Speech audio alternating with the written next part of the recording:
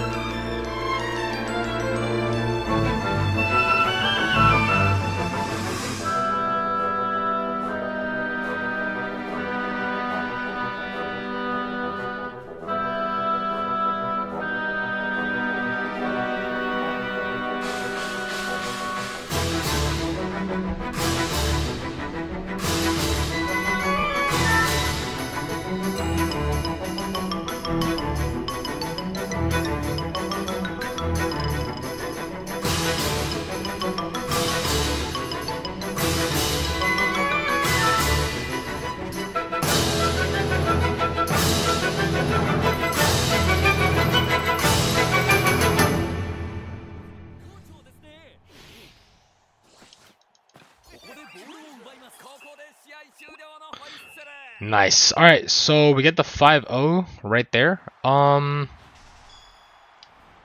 Yeah. All right, pretty nice, pretty nice. I'm gonna be honest with you.